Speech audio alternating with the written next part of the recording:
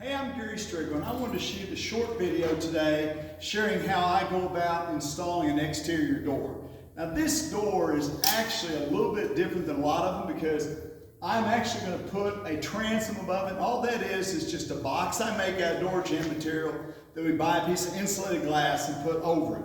But the first thing that I did is I put my level across the bottom and saw that I needed to add a little bit of a shim underneath this side, I think. In other words, this side is a little bit lower where the hinges are going to be. Then I nailed a wooden shim directly behind all the hinge locations. Now, some people will tell you that you shouldn't do that. All I can say is it works really well for me, and I've installed hundreds and hundreds of doors using this technique.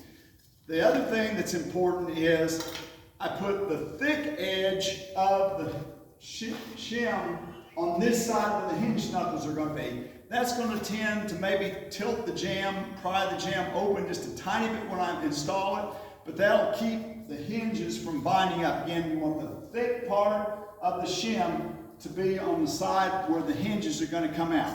Now, we put a good bead of silicone down the floor. This door is actually under about an 8-foot overhang, and it also faces the side where the wind is not going to blow rain against it. If it was where it's going to get blowing rain, or if it was not under a porch, I would put a sill pan under it. But there's no need to do that in this situation where we've got this gigantic overhang. All right, so Oscar, go and bring the door up in.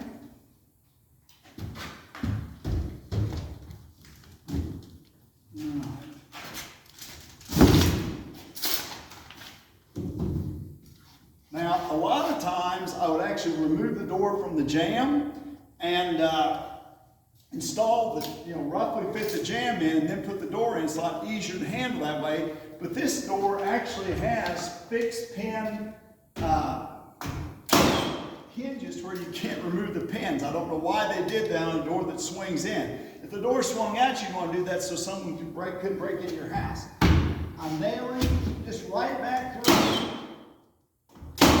Right through my jamb into where those shims are. Now, the next thing I want to do is just check across the top, okay? And I'm looking at this reveal across the top of the door. I want that to be uniform, and it's in pretty good shape. Now, the reason it is in pretty good shape is because I added that little bit of shim down there when I found out that the floor was out of level. So the next thing I want to do is I'll come in here, and this gap is too big, and there's not much gap there, so I want to drive the shim in. And what I'm really looking for is about a nickel's worth of space there. If you have about a nickel's worth of space, that's going to be good, and that's about what I've got across the top. All right, so the next thing I want to do is, again, I'm just going to take a single nail. And I've got the jamb sticking in about a ½ inch. This has got brick mold on the outside that's sucked up against this outside. So I'll just put a single nail in there. And to make sure that this is actually tight where I want it to be, I'm going to drive in a long screw right here. Now, the screw has to be in one of the holes that's to the back part of the hinge, or else all it's going to hit sheetrock, and that won't be any good at all. And again, normally on these doors they'll send some screws, but with this one they didn't send these, so I'm going to use what I've got for the moment, which is a dark screw. Later on we can replace it with something that's the right color, but I want to put a screw right here. Just suck it up tight. Now, I'm going to double check real quick with my level. Make sure, we have some really good framers. They almost always have these walls good and plumb. But I'm going to check. So Oscar, push in on the bottom. Just push in all you can on that bottom, okay? Just push. There we go. I needed just a little bit there. And I'm going to put a screw in down here too.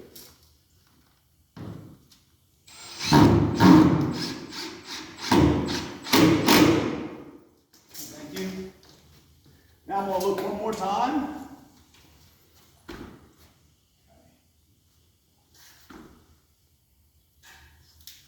pretty good shape. I actually think I need to add just a little bit more shim up here at the top. So what I'm gonna do, pry this over just a little bit.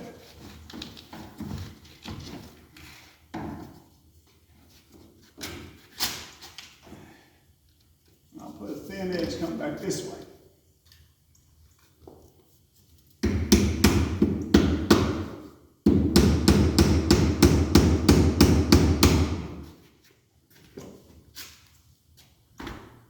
Okay, that's got that nickel reveal.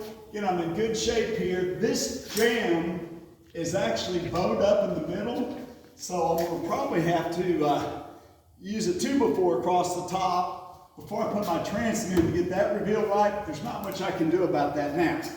The next thing that I want to do, you're not going to be able to see me do this, but I'm going to step outside and make sure that this door hits the weather stripping uniformly the whole way. And then I'm going to nail this bottom corner. I'm going to get a good real. Just let me take a look real quick. So that is as good as it could possibly get. It's hitting the weather stripping uniformly all the way up and down. If it wasn't, I would just have to tweak it in and out a little bit. Because I'm making a joint in my trim up there, I want that to be pretty much flush with the sheetrock or sticking in a 1/2 inch. Down here I can tweak it a little bit if I need to.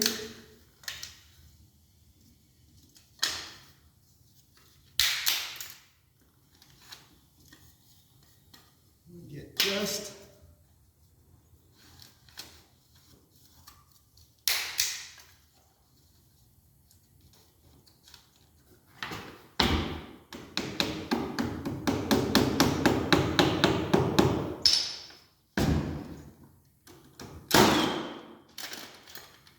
now we want to shim one more place. Again, right, we've already, because we nailed this stud, we had a shim behind each one of these hinges, and we've used some long screws to suck in at the top and bottom. We got it nailed in the middle. Now I want to make sure that I shim right here where the doorknobs are going to be.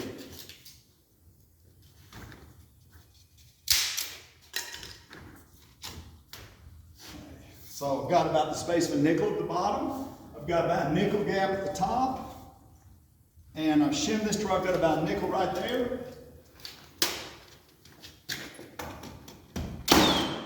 So that's pretty much everything you need to know for this simple method of hanging a door. Get your shims in place so that they're reading plumb with the level. Check the floor and see if you need to hold one side up or down because the floor is out of level. But when you put it in against the shims, then you get the right reveal across the top. Shim to get the right reveal down here. Make sure it fits the weather stripping, up tight against the weather stripping. Shim the bottom corner, shim the middle. Now all I've got to do is go back and add a few more nails, but this door is pretty well installed.